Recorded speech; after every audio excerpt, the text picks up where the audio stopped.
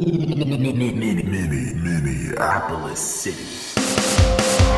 Post goals!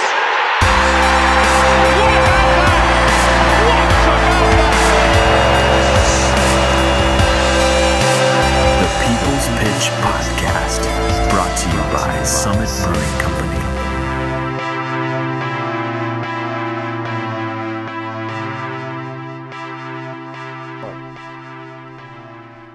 Get out of my dreams and into my car. It is time for the People's Pitch Podcast. This is the one, the only official podcast of your Minneapolis City Soccer Club. I am Nate, and I am joined, as always, by the other half of this here soccer hive mind, John Bisworm. John, are you ready to rumble?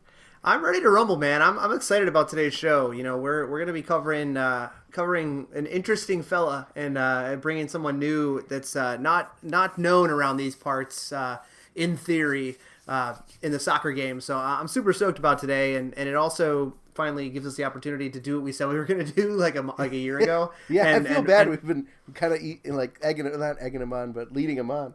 Yeah, but we're finally getting one of the guys in that I've been looking forward to talking to. So I'm stoked. Nice. So just because, folks, we are deep in the off season doesn't mean that we don't have a great show. We're joined by another great soccer mind to join the hive mind. His name is Fletcher Sharp. But first, let's touch briefly on the adventures that three Minneapolis City players have been on in this past weekend. Of course, I'm talking about Miles Stockman-Willis and Trey Benhart heading to the NPSL showcase, and we got to mention Brandon Bye and the MLS Combine. Yeah, absolutely, Nate. You know, I think we'll start off with Brandon a little bit. You know, he's been getting a lot of publicity since playing with us this summer, and, you know, we'll take all the credit, but we know that he's the one that has been doing all of it. Brandon participated in the MLS Combine for the MLS Draft Combine over this past weekend, and was off the charts as far as his performance. Started both games, I believe went the full 80 minutes in each game, and not only did he perform admirably at right back, which is where he's projected in the draft, but also off the charts when it comes to kind of the physical tests that he went through. I believe finishing in the top 10, if not the top, for all of the physical testing. So awesome for Brandon. You know, the draft's on Friday. I'm sure he's just letting out a little bit of pee, a little bit nervous as he finds out where his soccer future is going to be. And hopefully we can say by Friday that we have produced a MLS player out of our system. Amazing. So, but the other half of this topic is the NPSL showcase that went on. So, for those of you who don't know, this past weekend was also the NPSL League Showcase, where it was in Orlando, Florida, and the Crows were blessed to have our very own Trey Benhart and Miles Stockman-Willis selected to participate. And we actually will be having one of them on the show next week to tell us a little more about what went down. So stay tuned for that. But a little bit of detail to whet your appetite before we get to next week. This showcase itself is comprised of 4 regions: North, South, East, and Midwest, with each team having around 20 players. And then each NPSL team was able to nominate up to 3 players that were under the age of 23. They didn't want us trotting any 40-year-olds out there, so I didn't get the invite. Then that kind of went to a committee that selected the top 20 players for each region. So having 2 players out of the 3 that we had nominated was pretty good, because not a lot of teams got players in general, but also didn't get more than 1 in. So hats off to Trey and Miles for their great seasons that they had this past summer. They're at the showcase. There are scouts in attendance from MLS teams, USL teams, and some foreign teams that came into the mix, as well as I believe potentially some NASL folks as well. Depending upon what happens with that league shaking out, it might be a moot point, but they were in attendance as well. So, you know, I'll leave you with this nugget to chew on, so you come back and listen next week. The Midwest team with Trey and Miles made it to the finals of the round robin, with one of them scoring the lone goal in the run of play in the final. So stay tuned for next week's show as we dive deeper in and learn more about the fantastic opportunity our guys were able to take a part of. Tonight's guest is coming to us all the way from Detroit. He has been covering soccer and the NPSL for a little while as a journalist, and rumor has it he is a dangerous winger on the men's league pitch. We're happy to finally welcome Fletcher Sharp to the show. Fletcher, how are things in Detroit? I'm not dangerous at all, actually, to set the record straight. I don't want someone to say, come play with us. And I get out there and my first touch is a pass right to the defender. Because it's too much to live up to. But it's good. It's a Midwestern winter here, so it's you gotta just wear clothes and you'll be okay. Yeah. Well, that's right. Danger actually could have another meaning to it. Not necessarily that you're dangerous on the ball. You could just be a danger out there. Like I would. That's actually really fair. We had a guy who used to play with us who was a goalie, and for one game we moved him up the field to midfield. And I'm not complaining because I scored off the play, but he went up there to go challenge a ball, and he just went and took out 4 people. The ref was just too stunned to call a foul. He just looked there what's going to happen? I just picked the ball and scored, and I was like, are you okay? I'm I want to celebrate, but are you okay first? Because you all look really hurt. You're good? Did my traditional somersault, ran to the center circle. So, Nice. That guy. Well, for Fletcher, our paths crossed almost 2 years ago to the day when you invited Dan Hudeman and I onto your show, The Outer Drive, to talk about Minneapolis City. And if I recall correctly, it was kind of a beautiful mix of serious soccer talk, and then it quickly went down a path of inside jokes and complete nonsense before closing out. Is that kind of how you remember things happening? Yeah, that's kind of was our shtick, where it's we want to inform you, but also you're gonna get some jokes. That's gonna happen. Stuff is gonna happen to where you're gonna laugh, or you're just gonna have a really crappy face, or we're just making fun of you. So we were appreciative. We're these guys get it. We like these guys. Well, that's good because you're gonna kind of pick up the same vibe from our show here too. So for listeners who don't know you from Adam, why don't you give us a little bit of your Wikipedia page elevator speech on who you are, what you're currently doing. Have you lived in Detroit your whole life? How'd you come up in the soccer world? How did you end up as a guy who covers soccer and records a podcast? So, all right, I'll give a bit of a truncated version. I have lived in Michigan for almost all of my life. I played soccer up until I was 12, and then I had a choice between soccer, American football, and karate. And I chose American football because I was hey, I'm a quarterback, I'm going to get all the girls. And then I went to a high school that was great for education, but not the best for sports until I graduated. Now they're great at sports. But when I was there, if it was a non-contact sport, we were great. If it was contact, we were typically terrible. So I went there, played quarterback, got beat up, and was man, this sucks. Then I ran track in the spring. My last year was all-state, honorable mention. Went to college, ran track for 1 year, decided it wasn't for me, that I got hurt. My father was hey, you should cover sports. It'll give you a way to watch sports while you're doing stuff, not lose sight of stuff. Then, that year after I got hurt, I was kind of dejected. A friend of mine named Max, people might see him on Twitter as Tired Historian. Max is my guy. Sometimes he says some stuff that I think is over the line. That should let you know that it's definitely over the line. And he was part of a league in Detroit called the Detroit City Football League. And he was hey man, you should join our team, Midtown. And I was yeah, maybe. I'll think about it. And I missed registration by a week. But that kind of got me back going towards soccer. I know in high school when World Cup 2006 happened, I was yeah, you know what? I missed the sport. But also, girls are looking at me get crushed. But they're looking at me, though. They wouldn't be looking at me if I was midfielder for our team, because we'd be getting crushed there, and, they want to see you get crushed with shoulder pads on. So I started writing for MLive, which is the largest Michigan news website covering soccer.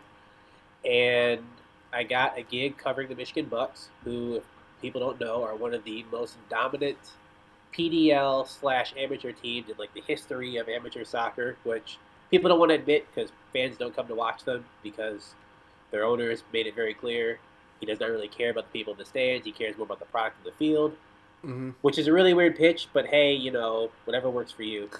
I covered them for a season. live's like, hey, new team's coming up, Detroit City FC. Why don't you watch them? And that kind of started where I am now. Now I actually currently write for the NPSL through Midfield Press, which is a great website for all your stuff that's grassroots, amateur, et cetera, et cetera. If you're looking for stuff about soccer that's, not dealing with all MLS or all whatever, all Europe, definitely hit up Midfield Press. I know it's a shameless plug, but like, hey, people need to read, so why not read us? So yeah, that's really what I'm doing now, because that's really it. I don't really have a reason why. That's it. So, like I mentioned, our paths crossed when you were doing the Outer Drive podcast, and I know it's no longer. Do you kind of care to go into it, kind of what happened there at all, or is that a touchy subject? Not really. If you'd asked me like right around the time John and I made the decision, I would have been like, man, how do I email a punch? But like now it's like, yeah. So what happened was, to be super candid, John and I, around this time 2 years ago, John and I, actually it's a lie, about 2.5 years ago, John and I did an interview for this website, Model D Detroit, which is, quote, Detroit's largest online magazine. I don't even know what the hell an online magazine is, but like, whatever, it's the largest of that. So we did an interview with the guy. Physically the largest?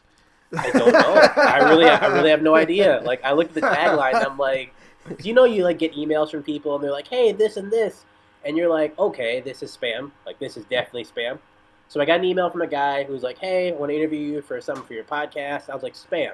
And I hit up John, like, you see the spam letter I got? He's like, I got it too. And I'm like, oh, spam doesn't work like that. Like, it usually is like at one thing. It's not like, hey, you get it this time. You get it like 4 hours later. I was like, okay, let me open it and look at it. So we did an interview with the guy. I thought it was kind of fake or whatever. I thought it'd be small. Lo and behold, like the January of the following year, we did the interview in like November, October. I'm driving to work with my father, and hopefully I don't get bleeped out for this, but like driving to work with my father. Oh, we don't bleep. Great. I'm driving to work with my father, and I log into Facebook because millennial Facebook. I log into Facebook, and I get a notification, and it's like, shout out to this other guy and Fletcher for this work. And I was like, what? And I clicked on the link, and out loud next to my dad, was like, holy fucking shit. And he looked at me like, what? And I was ashamed because you typically don't blurt that out loud. But especially when you're working for your dad. Yeah. Article had been posted online, and John and I got the head picture. Like, we were the main picture for the article. And it was nuts because we had to do a photo shoot in the middle of downtown Detroit in the cold. That's when I knew that it was for real. We had to do it in the cold, and I, being a jackass, came out in a really big puffy coat, but I had like a t-shirt underneath. And he's like, can you take off the coat? So I was in like 20-degree weather, freezing, while John was like behind me, like trying to do a sombrero with the soccer ball. So I had to stand there and be like, chill, while John kept messing up getting the ball in the air. So I'm like, dude, hurry up. Like, it's cold. Come on. Quickly.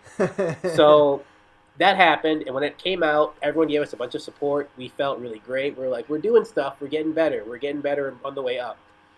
And then John moved up to Frankenmuth, so we kind of stopped being in this. Frankenmuth, if you're wondering, is about 3 hours away from where we were. So it was maybe like an hour and a half commute there and back, so 3 hours total between us seeing each other. And it kind of put a huge wrench in our show because we couldn't be in front of each other. We tried to do stuff. We tried to do it where we talked from a distance, but it kind of made the show lose its flavor, because if John and I were gonna like talk or like say, oh, like maybe don't do that or don't do that, there's always a lag. It just editing the show, as you guys know, was like getting me hell. And John and I's big agreement at the show when we first started was, we're gonna do the show unless two things happen. One, we start to hate each other. Two, it stops being fun.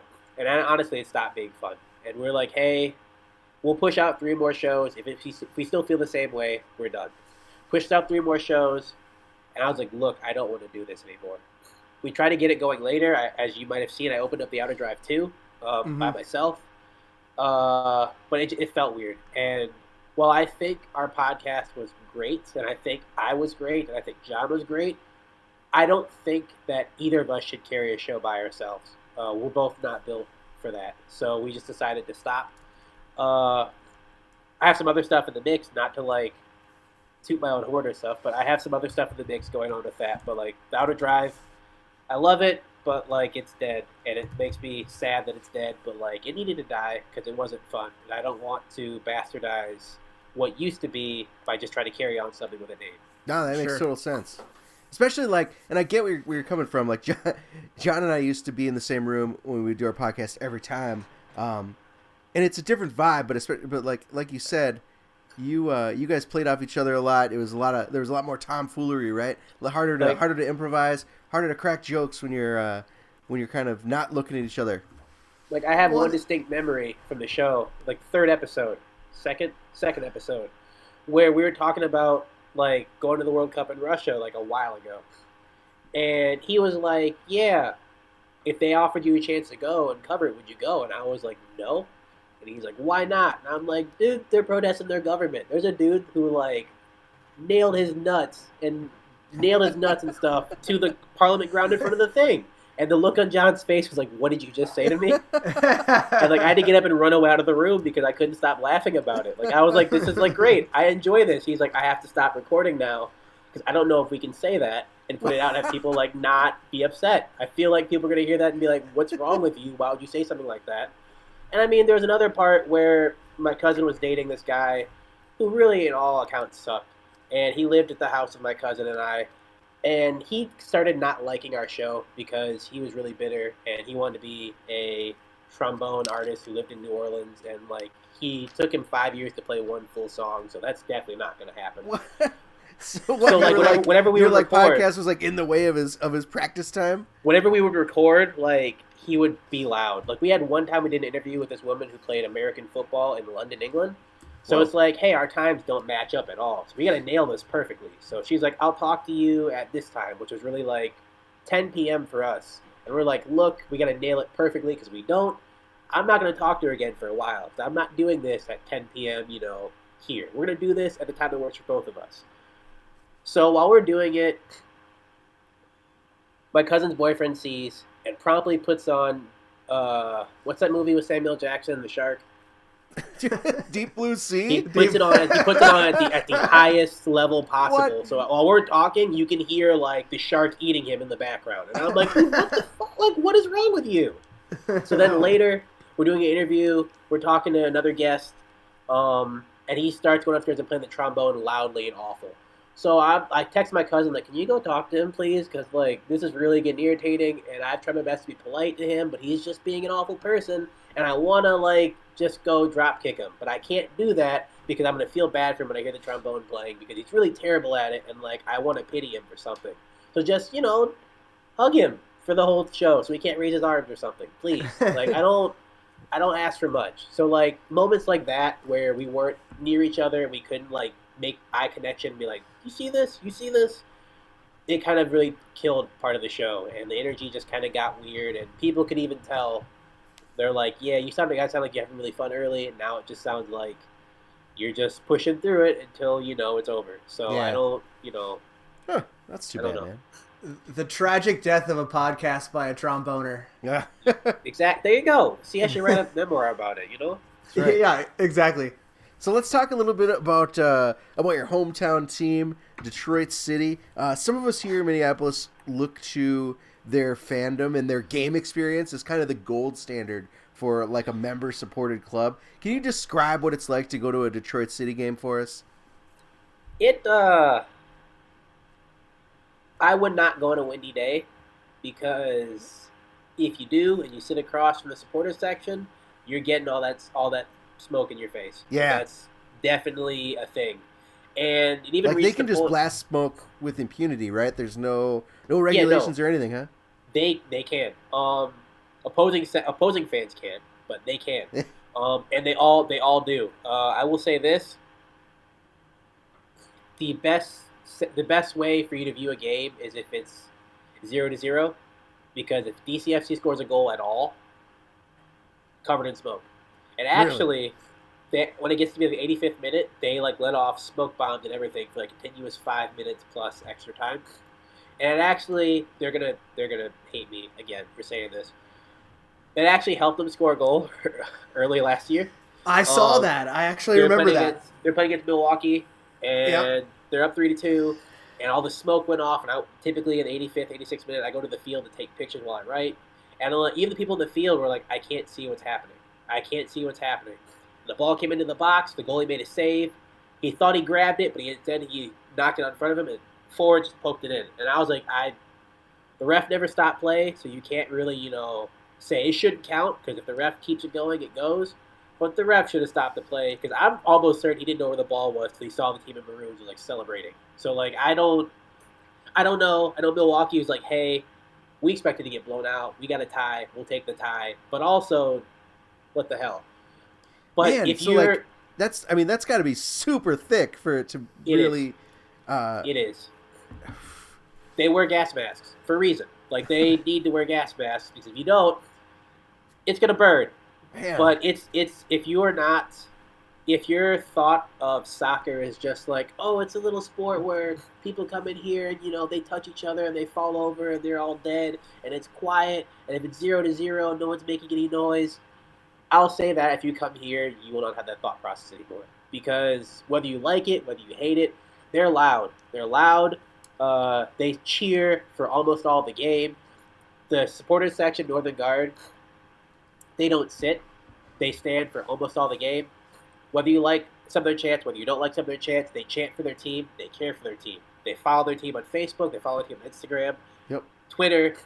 They care. It's this one person, his kid is sick. They're like, hey, can we bring in some soup? Which normally I would think is creepy, but they actually really care about people. It's like a family, and the players appreciate it. And they're like, hey, I might not know you personally, but the fact you care, thank you.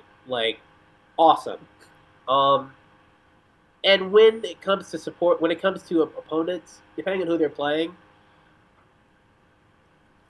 sometimes they're nice, sometimes they're really, really not nice. I think it feels like even just on Twitter they have a tendency to be pretty merciless. Today today didn't the something got released and all the logos or all the people in your division got released today, and they just went one by one down the list and were tweeting out how just that they're all chumps, that they never tweet, that they're gonna get in fights when they come out, come to town.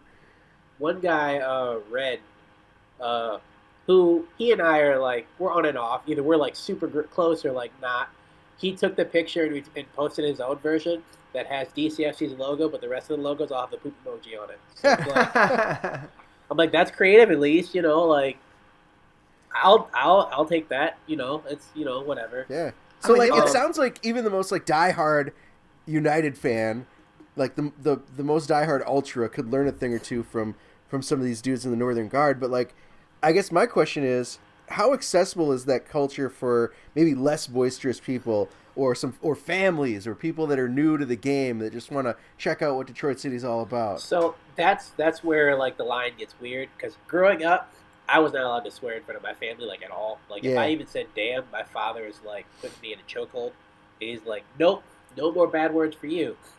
But today, you'll see some kids on the fan side and some kids on the supporter side with some of the chants that really don't have words that I would have my kid learning at that age. But they're hey, they know they're part of the team. They know it's part of the chants. They know not to use these words, whatever. I'm hey, you're parenting. I'll never correct you for parenting because it's not my job. But as long as the kids are happy and they're not, being terrible, okay, hey.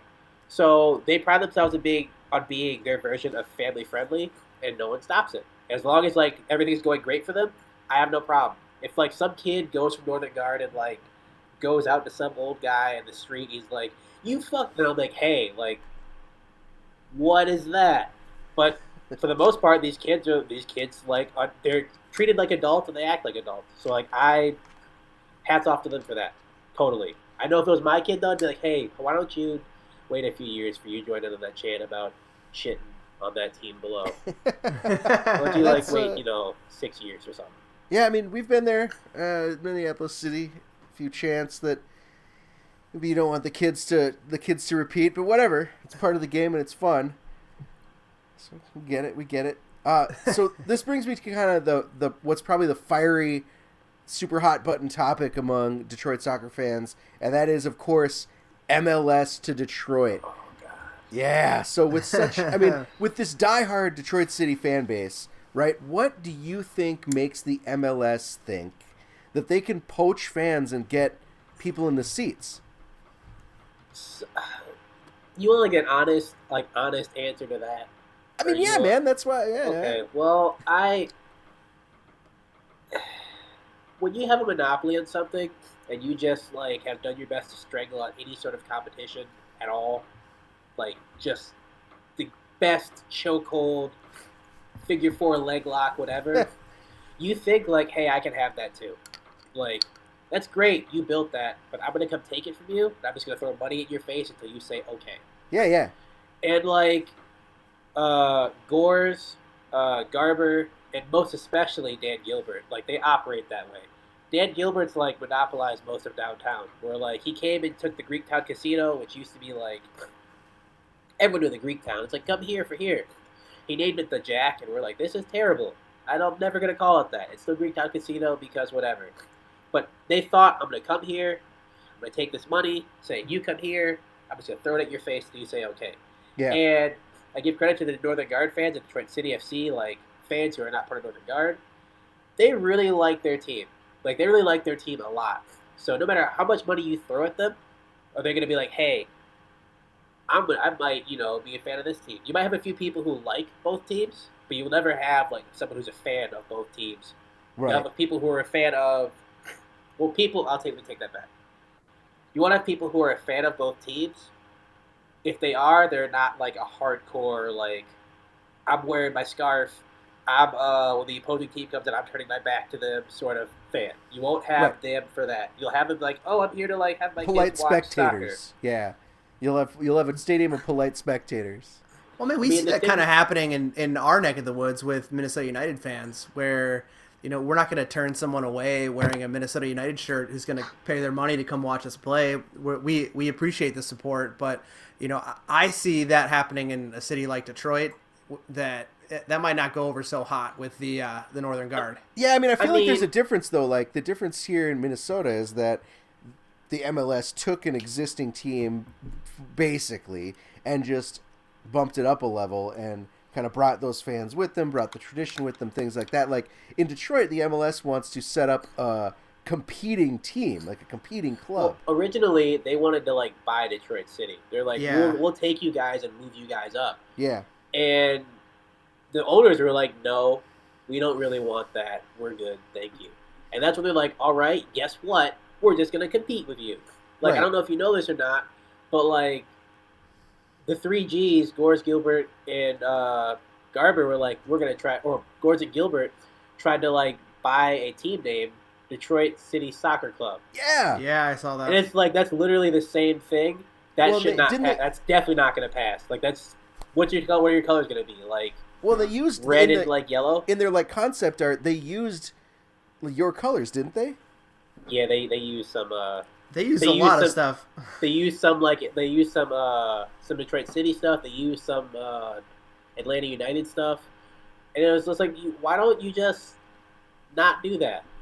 Just make rendered art. That's rendered art. Don't take someone else's images and stuff and put it here, because if they find it, if I'm gonna do that, I'll like maybe use like the Michigan Bucks, or I'll use AFC Ann Arbor. I'll use someone who's like, whatever. I don't care if you use it so much. I won't really raise much of a fuss. But it's like, hey, we're competing with you. Let's just use your stuff too.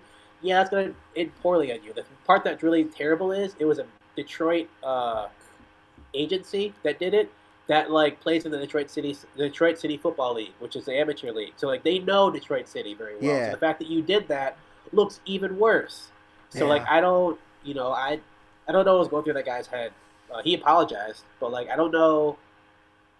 People are weird, man. Like I don't know. Well, I think part of this whole Detroit situation is that just like they think it's like any other town where the MLS can just roll in, like you said, throw some money at people, and create a soccer team out of thin air, and people will thank them for it. Like there's, I mean, the part that really bums me out about it is, which I'm sure you guys have faced too, with Minnesota United being pushed up, and then you have people who are like, I'm going to root for them because it's professional, so, like, it's whatever. And it's like, yeah, but you still have a really decent team, if decent, potentially awesome team in your own city. That's, like, literally about the same distance from you. Why don't you go support them? Lesser price, probably more fun. And they're like, well, it's not professional, so I don't want to see that. And people have said that to me multiple times, or they said stuff like that on Twitter. really? And I'm not like of course I can't have like a favorite NPSL team because I write for the NPSL Midwest and it looks bad if I'm like, I like this team a lot more than other teams, so then I can't cover them. That's what I was told. So let's kind of put the MLS to bed and let's talk NPSL while you brought it up. Like, what do you think? You've covered the NPSL, not just your division, but kind of all across the country, right? Yeah. For like, what do you think it takes? Like What do you think it takes to be like a successful team in such a huge, diverse league? One, it takes, I think, number one, most importantly, good scouting. Really good scouting. AFC Ann Arbor, when they first came out, which is based in Michigan, people thought they'd be kind of a joke just because there's another team here, Ann Arbor FC, who was routinely terrible. They're just not good. I don't know how they make it into the U.S. Open Cup preliminaries every year, but like they are routinely a terrible team. So I don't get it. If I can play on your team's not that good. That's like the end of that. But Dangerous winger. Yep. But so they had a team. So we see AFC Ann Arbor. People are like, oh, they're probably going to be terrible. You know, whatever. But their scouting for them is like one of the best. I don't know his name, but one of the best scouts I've seen putting a team together. Their team is diverse. They have one of the best players in the Midwest, if not the entire league, in Dario Suarez. They have a great deep midfield. They have a great defense. Same with Detroit City FC. They got players from Coastal Carolina who played professionally at one, not professionally, but played professional teams, academy teams in England, other places. So I guess number one would be scouting. You have a great scout who will get you some players who want to come play for you. You move from there. Secondly, I don't want to say attendance is everything, but your gate kind of does matter because if you're not bringing in much at the gate, I'm not saying you have to be bringing in like 6,000, 7,000 people, but like at least 200 people would help. It would help kind of eat into your funds a little bit so you wouldn't be sitting there like, no one comes to watch us. Yeah. But we still have to pay for all this because I don't run a team, but I can probably assume it's probably a decent amount of money to keep things running. And if less people show up than you think, you're probably going to be in the red more often than not. Which is why the Michigan Bucks surprise me because no one comes to their games at all. But yet they've been around for 20, 30 years. I don't really know what that. Well, I do know, but that's a different day. But yeah, no, I think scouting. I think the gate. I think you just need people to care. Like, if people care in your area, your team will be around. Zanesville made a team 3 years ago. And number one, I'd never heard of Zanesville before. Zanesville? Ohio. The first thing I did when I Googled Zanesville was, like, the animal zoo breaking out, animals getting out, and people killing the animals. And I was like, oh, that's not good. That's really bad. Should not be the top thing I search for when I do that. That's, like... sad. That's, like, terrible. But, like, they made a team. And I remember they were talking. They're trying to like bring their team up and be more rowdy. Like the Twitter page is like, oh, we're gonna fire off some jokes too. And they were playing against Detroit City for Memorial Day Memorial Day. That's during the summer, I think. Veterans Day. Which one of those is ever during the soccer season for that one? Yeah. And Detroit City FC had their camouflage jerseys to honor the veterans. And like Zanesville like started talking trash about their jerseys. Like they look so ugly. And like people were like, "Oh no, those are for the veterans." And like, whether you however you feel, you don't talk about the veterans because people will flame you for the rest of your online existence. So literally from that game forward, Zanesville did not send another tweet out at all until they said that they were until they said that they were dismantling their team, that they were done, and no one cared. No retweets, 1 or 2 likes on your post about how we're like disbanding our team. No one cared. So it was like they were literally like a burp. You don't want to be a burp. You want to be like a long, nasty, like fart that everyone smells. If you're a burp, no one cares about you. You need to have longevity. There you go. Okay. So like. So tell me, did the Zanesville team call themselves the Hunters? Because I mean that writes itself. They were. Oh man, I feel weird saying this because I actually have one player playing in the NASL currently, or I don't. Actually, that's a lie because the NASL is probably about to end. But like they had a guy playing professionally last NASL season, Sergio Menicio. He went from Zanesville to AFC Cleveland to Edmonton, I think. I'm not sure. I think it's Edmonton, yeah. But aside from that, I don't know much about them. Like, I know they were terrible. That's really it. I know they were not a good team when your defensive midfielders lead you in goals by, like, far. That's, like, really bad. But aside from that, yeah, I don't know. I think they were, like, teal. I don't even know what their team color is. Like, if the media doesn't care about you, like, that's another thing that's bad. Like, I can't remember them at all. Again, they were a burp. We wiped in front of our mouths, and it was gone. Yeah. So in your mind, what role does the NPSL play in the American soccer landscape? Like, is it best as a developer of young talent? Is it a place for local neighborhood soccer to flourish? Like, what's the place that it occupies? Just fourth division or just the NPSL? The NPSL, but fourth division if you want to. I mean, if it's the same. So if it's fourth division, I feel like everyone thinks that the fourth division is for developing players entirely. I think the PDL focuses on that a lot more, as you tend to see gates in the PDL much, much lower because people are like, hey, we have these kids here just to come play. Whoever watches them, whoever doesn't. I've never seen a fan group for a PDL team, like unless it was like a PDL U23 team. But I've never seen like a fan group of more than 80 people. I feel like the NPSL is 50-50. I feel like half the teams here are fielding a team that's like a minor league, AAA, AA team. And I feel like other half are like, we're trying to develop players. And I feel like there's some teams that are in between. Like you guys, City, Ann Arbor, not Chattanooga. Some of the California teams, you're kind of in the gray area where it's like we also are trying to make people watch us play, but also we're trying to make sure these kids get better. So when they go back to school, it's like you have learned something with us. You can go take the next step in the pros. But there are some teams, kind of feel like Chattanooga does this. I love them. I love their passion. I love their stadium. But like you see, I've been covering the PSL for 6 years. Wow. Damn. 6-7 years, and like there are players in their roster I remember being there from when I started. So I'm like, that's not growth. Like if this guy's still a contributing factor for you in year like 6-7, maybe,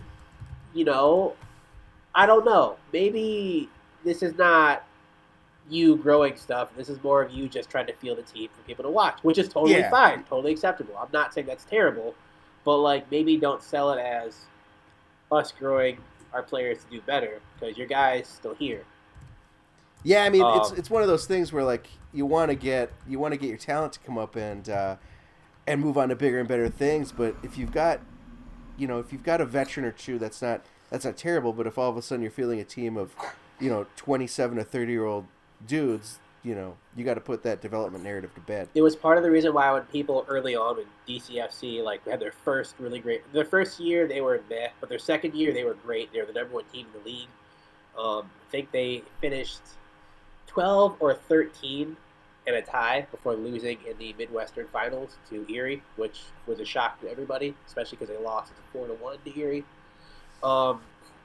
But when that year happened, people were like, they should go pro and do this and this and this. And I'm like, if they go pro right now, and also maybe not very popular with the fans, but if they go pro right now, all those fan favorites of yours are not going to be on the roster because all those people have regular daytime jobs. And that's totally cool. But you cannot be a professional soccer player with a daytime job. Unless you play for Gibraltar's national team. Then you can all be the firemen, right? Right. Isn't their team just all like civil servants? Their goalie's like a butcher as well as a goalie. Like their midfielder's a police officer. And I'm like, well, would you rather like take on like 50 people with knives or like face Germany's midfield? So like kind of the same thing in my opinion if you think about it, because you're going to get beat up either way. But I like the teams that are like, hey, we're just trying to fill the team so people come watch us play. They enjoy what's happening. Their kids come watch us and learn stuff. That's fine. But if you're gonna do that, don't push it as like we're trying to grow, make these kids better, make them win here and here, because you got a kid who joined you when he was 19, and now he's 25 and he's still here. He's actually lost his starting spot to some other kids. So like he's really not growing. I don't know what to do at this point.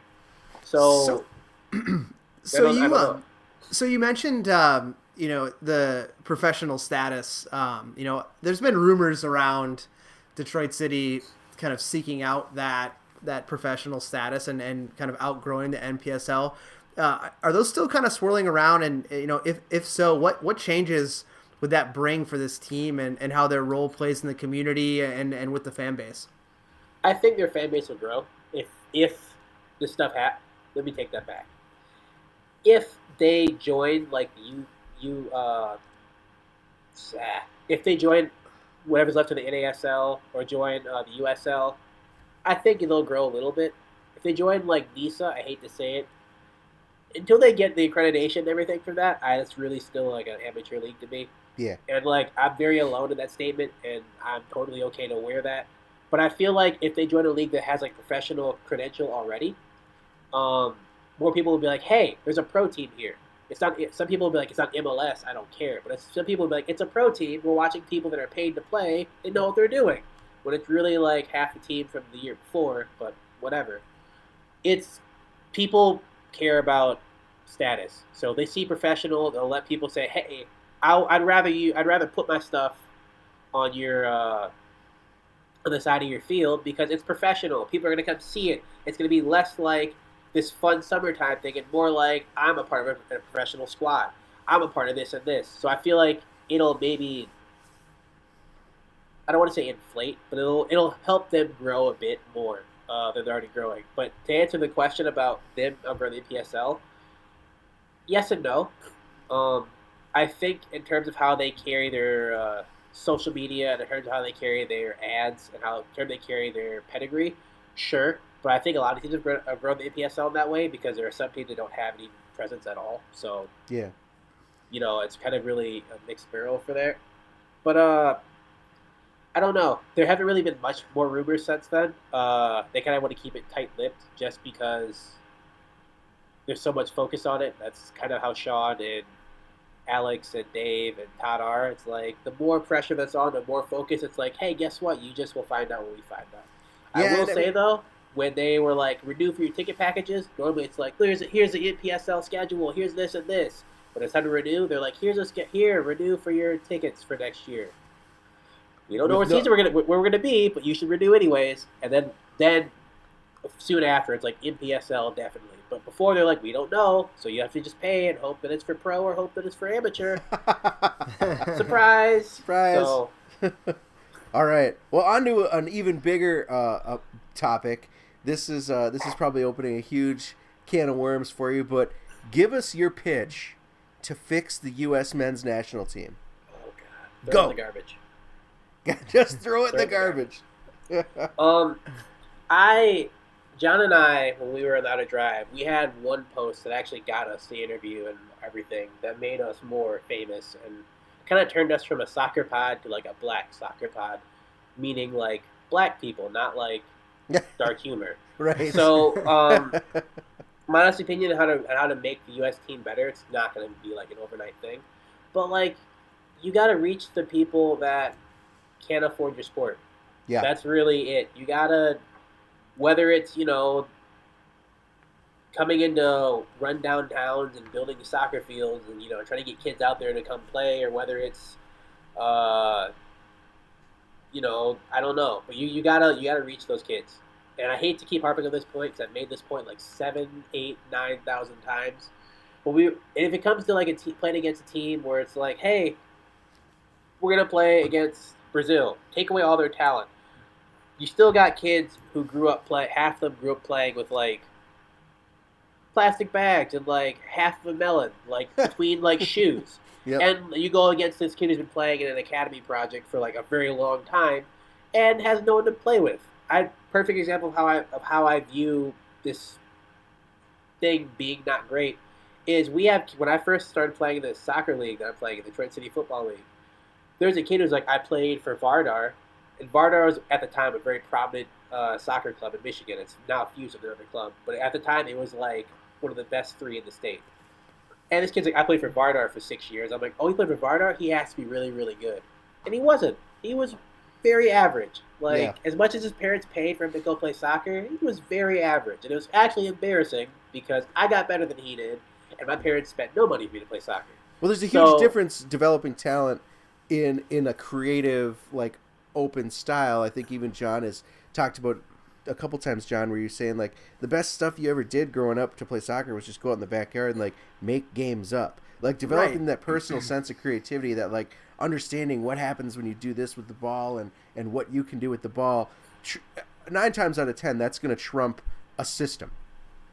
That's why you're seeing some of these kids get better, is because some of these kids are going out there and just playing by themselves. Some of them are getting taught by people who feel that way.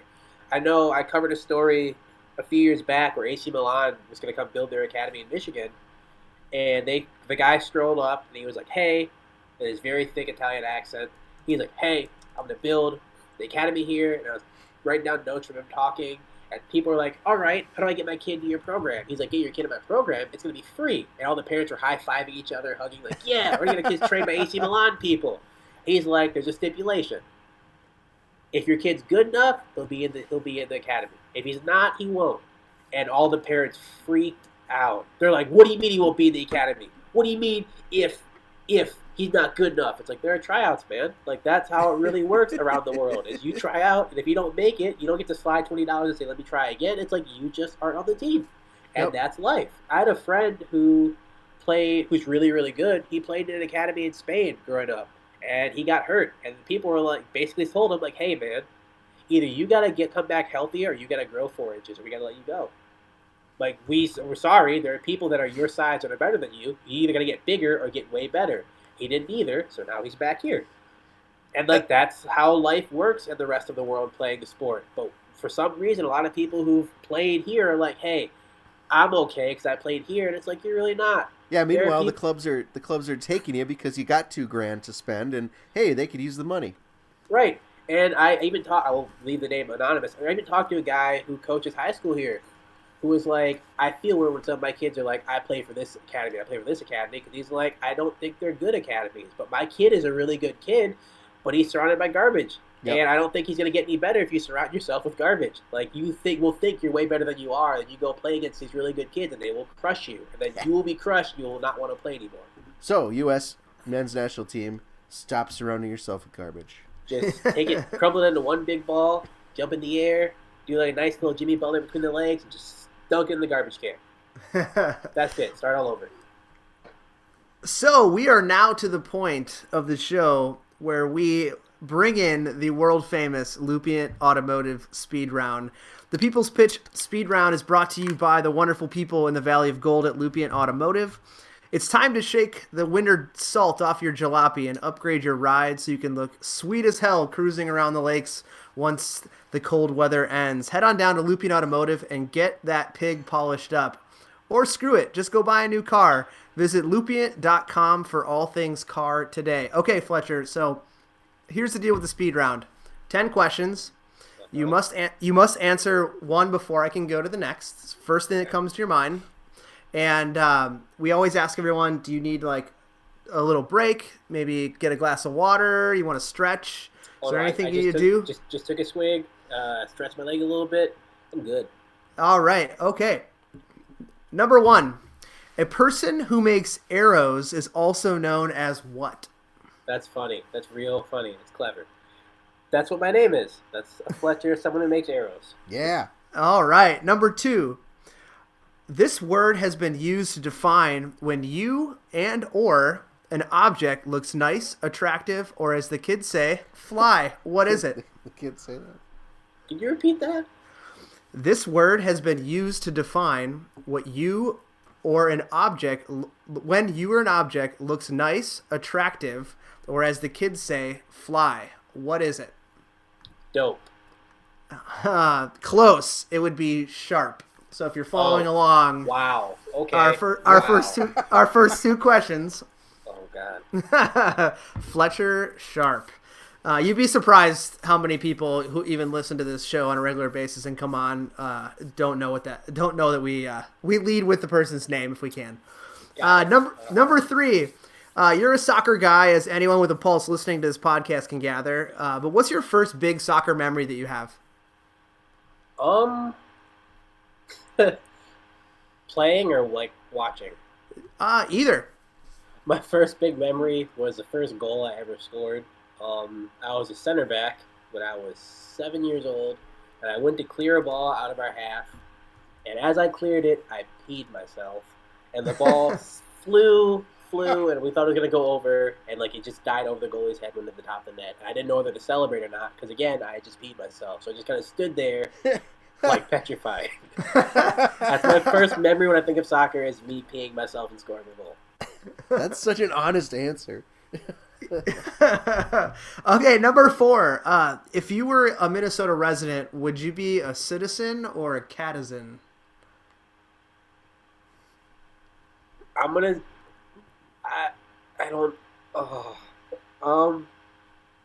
don't like cats. That's all right. That's all right. I guess a citizen. Nice. Okay, all right.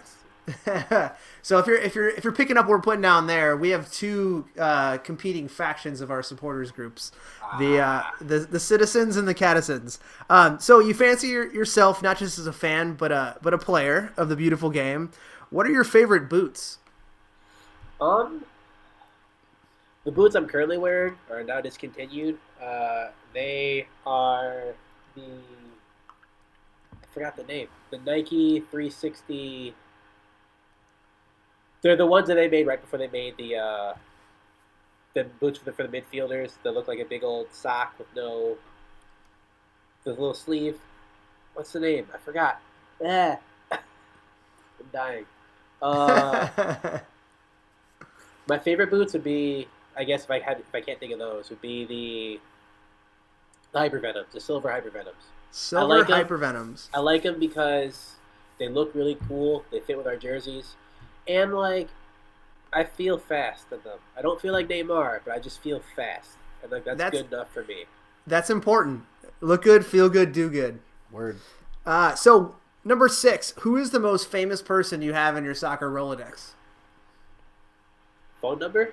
Like, phone numbers or anything? Contact info. Who's the person that's most famous that you can just pick up whatever means of connection and they'll pick up? In soccer or period? In soccer. It would be a tie between my homie, my favorite person I've ever met through soccer, Antti Lankar, who is a general manager of RWB Adria in Chicago. Be a tie between him and one of my favorite soccer writers slash like moms, Kelly Hapala, who does everything in the state of Michigan for soccer. She doesn't get enough credit. She's like the shadow puppeteer of like almost everything that touches soccer in the state of Michigan. So I guess one of those 2. Nice. Outside of that, I have some friends of friends who know some really great people, but like I don't personally have their phone number. And it's good I don't, because if I did, I'd be texting them all the time, asking questions about stuff. Like, hey man, can you come play for us? Like, you're free this summer. Come on, just come play a week or something. So, help a guy out. That's all why right, it's dangerous to know John. Why is that, Nate? Oh, because you ask everyone to play for us. Well, sometimes it works. Yep. Number 7. Everyone gets one of these. It's a would you rather question. Would you rather have hands that keep growing as you get older or feet that keep growing as you get older?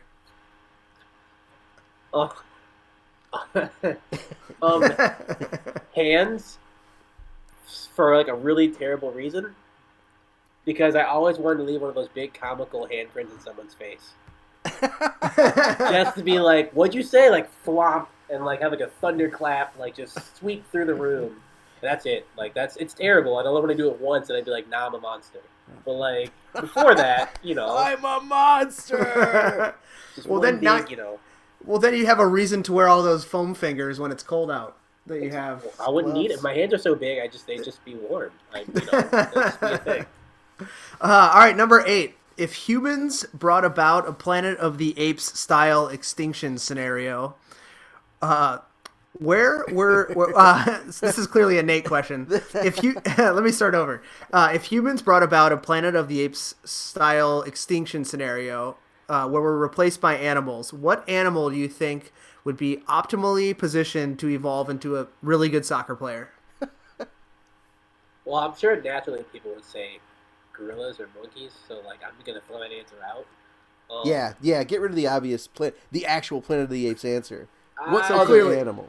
Clearly a Nate question, everyone. Let me think of that.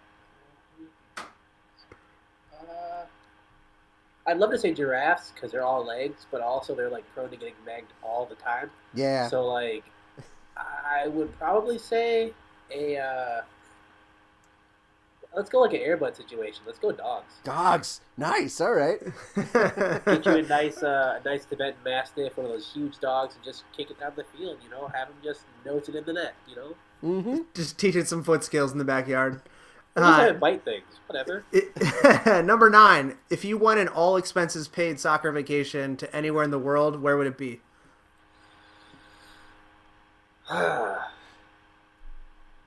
Probably starting off with the Netherlands.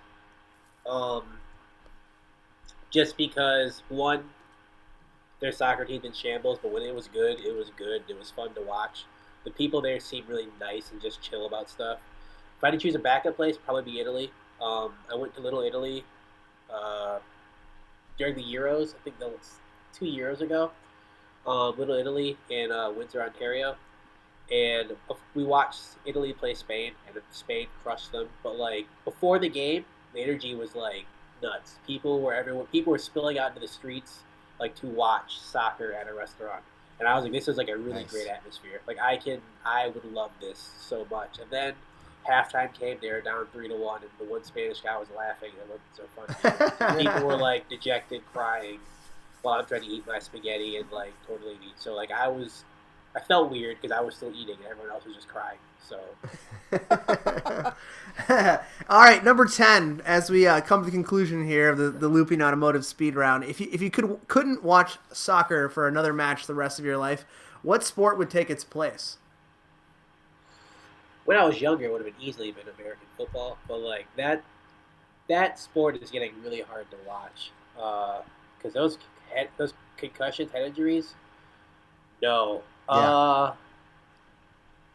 It would probably be basketball, or I just wouldn't watch sports. That really would be it. It's either I'd watch basketball more, or I just would think I'm good. No Well, that's sports it. for me. Because I mean, it's hard. It's hard for me to get into sports now. I don't have to become like a sports to give like a real honest answer. Now I've become a sports writer. I cover mainly soccer, but I cover almost all sports. It's hard for me to watch a sport and like actually like get excited because I'm like, oh, I'm watching this game and now I'm breaking down stuff that's happening and now I've started doing my job when it's not my time to do my job and now I hate this. So now I'm Yeah, like you can't help analyzing it. Like I watched my little brother play in high school and he's a forward and he went up the field like he was just kind of lounging around. And I'm trying to cheer him on and I'm also like, man, if he just made a cut here and cut back here. I'm like, I'm not supposed to do that. I'm supposed to be like, yo, go do better. You don't do this. I'm not supposed to be like, hey, coach, let me call the next thing. You should have him stack up like this. Because that's a jerk. And I don't want to be, you know what? Let me take that back. If I could watch another sport besides basketball, if it could be soccer, it'd either be basketball, or this might be a really douchey answer, Ultimate Frisbee. Yeah, okay. If Ultimate Frisbee was actually on television, not like on ESPN 25 or whatever, I would totally watch it. Because I played it for a little bit. I actually have friends that play for the Professional Ultimate League, which it's professional because they pay you. They don't really pay you enough.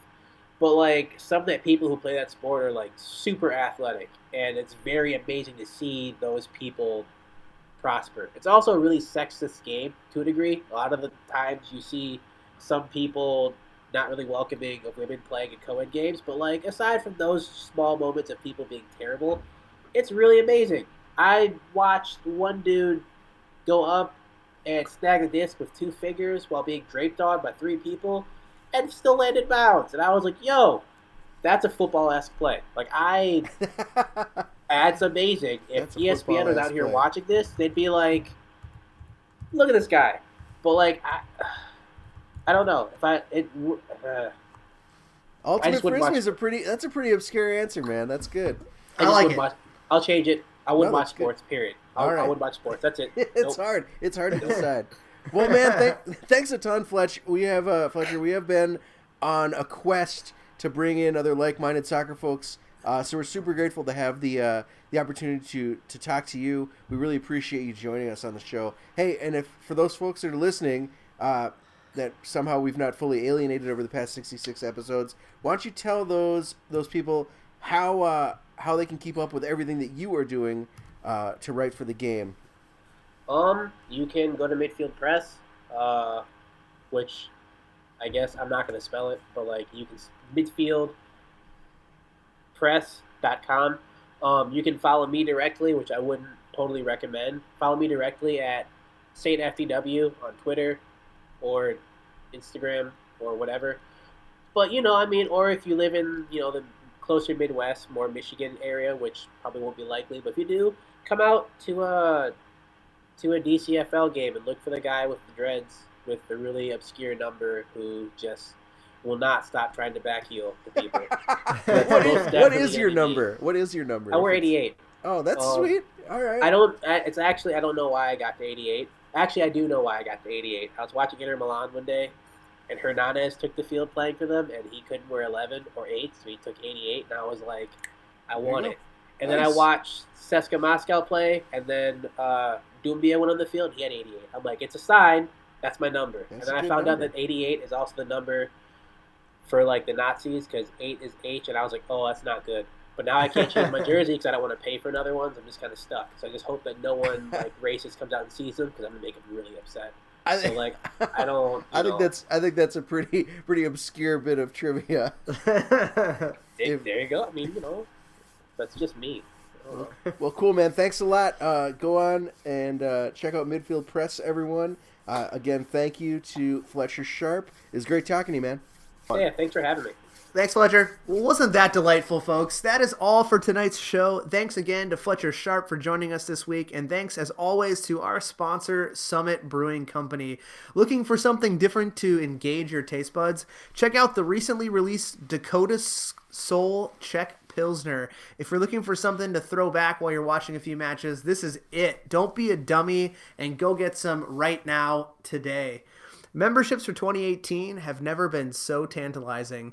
Do yourself a favor, get that Summit, but also get your 2018 membership. And if not, if you don't have it already, go get signed up. It's the best deal in sports in town. $60 gets you a cool season pass to all upcoming city matches this summer, a fancy new membership scarf, and of course the ability to make what we have created your own. Do you like helping people? We do. But helping people sometimes comes at a cost, and we need your support. If you're looking to align yourselves with a fine group that loves to give back, you are in luck. Minneapolis City is a 501c3 that does good on and off the pitch by providing those less fortunate with a safe, reliable place to play the beautiful game.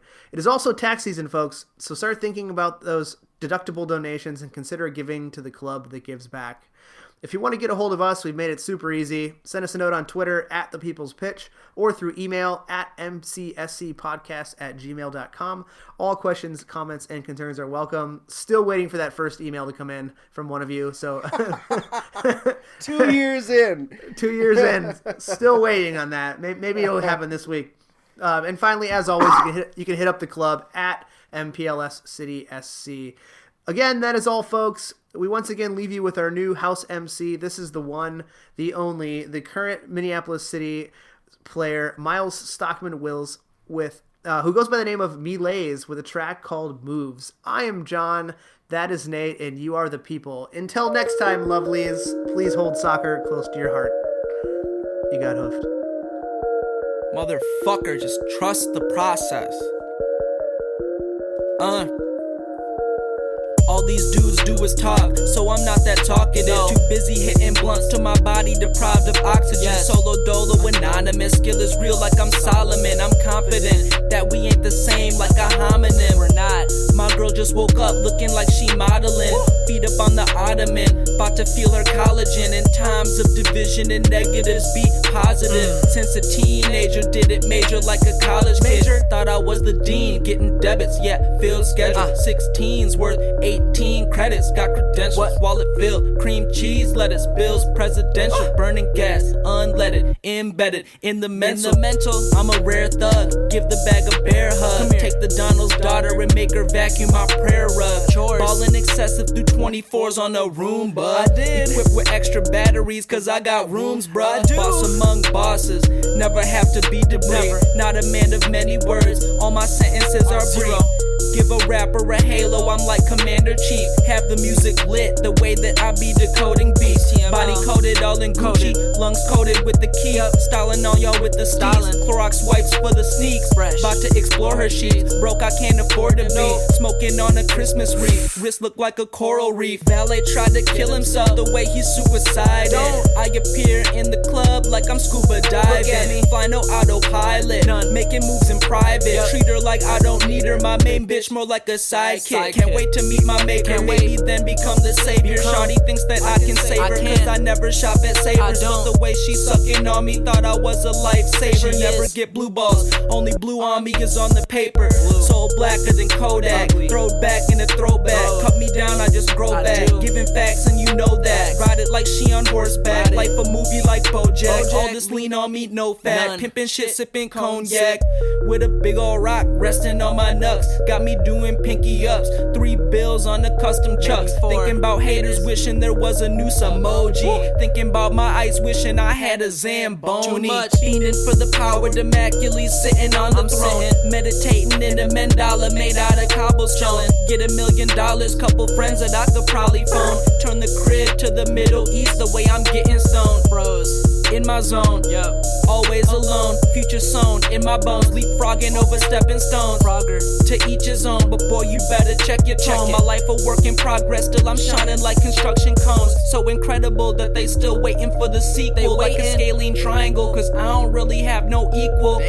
Look at the money like high bay, grind until I say high sway. Doing me like Do Ray in a Supreme North Face. Get to home base, no foreplay. Asshole in my aura, flow is swimming like orcas. Freely wink, call me Oprah. Have my mom's off the coast up. Brazil chillin' with Costa. Fruity drink on her Costa. Flossing out all that okra. I got the moves. You finna lose. I make beginners lose. I make the masters lose. I make the legends lose. I make the game lose. I got the moves. You finna lose. You finna lose. I make beginners lose. I make the masters lose. I make the legends lose. I make the game lose. I got the moves.